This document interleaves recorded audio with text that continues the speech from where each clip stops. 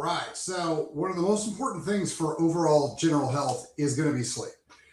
This is a big deal for weight loss. This is a big deal for muscle growth. This is a big deal for longevity. This is a big deal for if you want to use the term anti-aging. I won't because it's illegal for me to use that term. Kind of like peptides are about to be illegal because the things that work, they've got to outlaw. But anyway, those are some of the most important things that we got to keep in mind is that if we're going to do anything for our body, we got to have to put some sleep into it. And so again, it's one of the cheapest, easiest things that you can do. Anybody can do this. You just have to schedule your day around it. Lots of people can get by with 6. Some people need 8.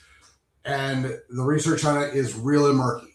So, I don't know if it's 50-50, but there's a decent amount of people who need 8. So if you need 8, you're not weird or lazy or broken. You just need 8. What you guys are going to want to start doing, if, again, small cost, but get something that helps you track your sleep, your REM and your deep. You want to make sure that you're getting the entirety of the sleep. A lot of people are like, well, I'll just wake up a little bit early. The end of your sleep cycle is oftentimes the most important. So shaving an extra 30, 40 minutes, an hour off and just getting up a little bit early is doing a lot of detriment to you. So try to figure out how can I get solid 6 hours to 8 hours of sleep every night. And here's the deal. The circadian rhythm thing isn't necessarily tied to the clock nearly as much as it's tied to you. So you got to find you got to get in bed at the same time, fall asleep at the same time, wake up at the same time as much as you can. The easiest way to do that is to set a wake time and then back it up and be like, okay, that's how I got to do it. So if you got to get up at 6 and you're going to get 8 hours of sleep, you have to be asleep by 10, not in bed by 10. So if it takes you 20, 30 minutes to get to sleep, that means you got to be in bed around 9:30. This is math. You guys should be able to do this. So you get in bed at 9:30, you're asleep by 10, you get up at 6, there's your 8 hours. Now there's all sorts of things that's going to factor into getting good sleep. Methylated B vitamins are going to be your number one thing. Methylated B6, methylated B2 are big ones. Light pollution is definitely a thing, but brain activity is is the biggest one. So if you're doing things that are activating your mind, if you're thinking about tomorrow, if you're stressing about today, whatever it is, you got to figure out a way to knock that out.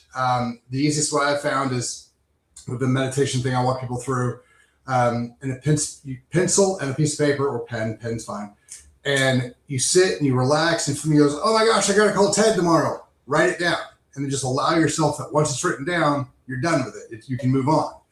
And then shutting your brain off so that you can get some sleep. Now, as far as everything goes, as far as your stress damage, as far as your chemical damage, as far as all those things go, the number one thing you can do for all that stuff is get good sleep.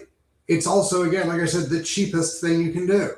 So move some stuff around, tell people that you're not calling them back, set up some boundaries, and get some sleep.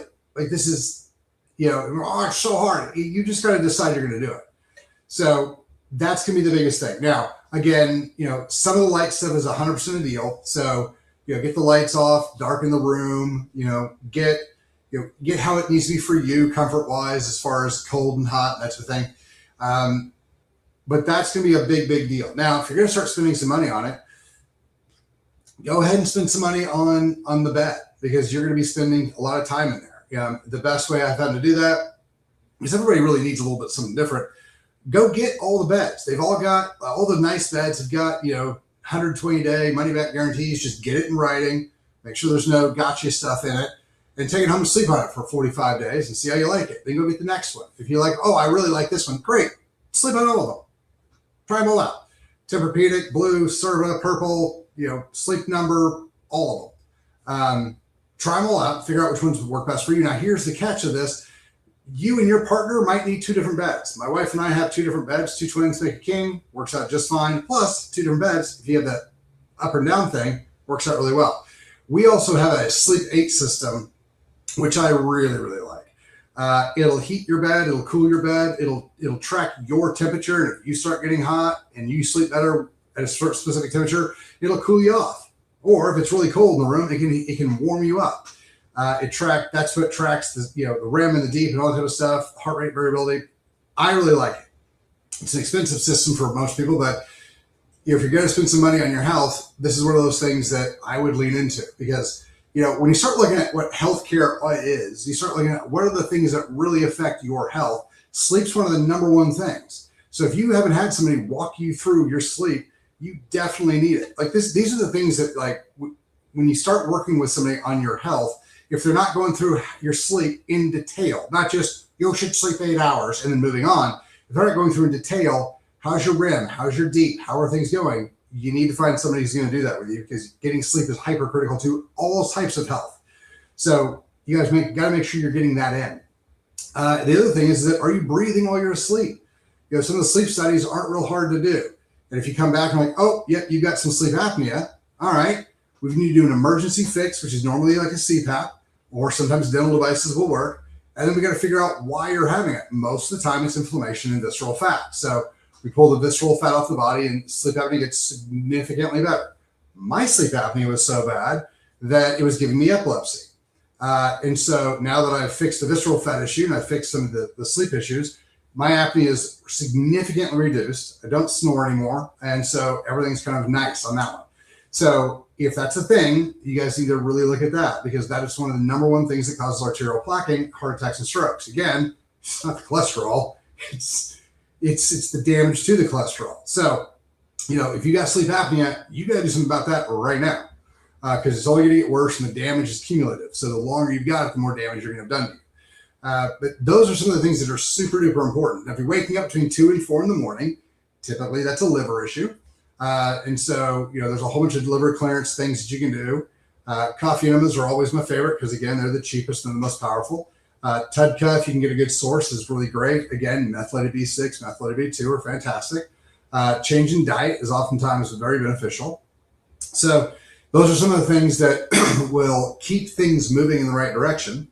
If you're a guy and you've got to get up to go pee 3 or 4 times a night, get your prostate checked, because that's most likely it. And don't just let them do a PSA. If you're peeing frequently and you feel like you're not emptying enough, I don't care what your PSA says, you got something going on. So get that looked at. Above that, those are some of the things. If you guys are not really focused on your sleep, I would spend some time in the new year doing that. You want to get healthy in the new year and you don't want to spend a whole lot of money, figure out your sleep. Like, that'd be the number one thing. Because if you're like, well, I'll just make it extra dark in the room. Great. That shouldn't be that expensive. Do that. But I'm going to make sure I get to bed on time and I wake up on time. Great. That's pretty inexpensive. So try to figure that one out. That's going to be the big deal. So if you guys can get really, really good on your sleep, it's going to significantly enhance everything else you're trying to do. So, long-term brain function, long-term muscle function, hormone regulation, all those things are directly tied to sleep. So if you guys can get some good sleep, a lot of the rest of your body is going to be healthier. If you have any other questions, hit us up. You guys have a fantastic day. Thanks for your time.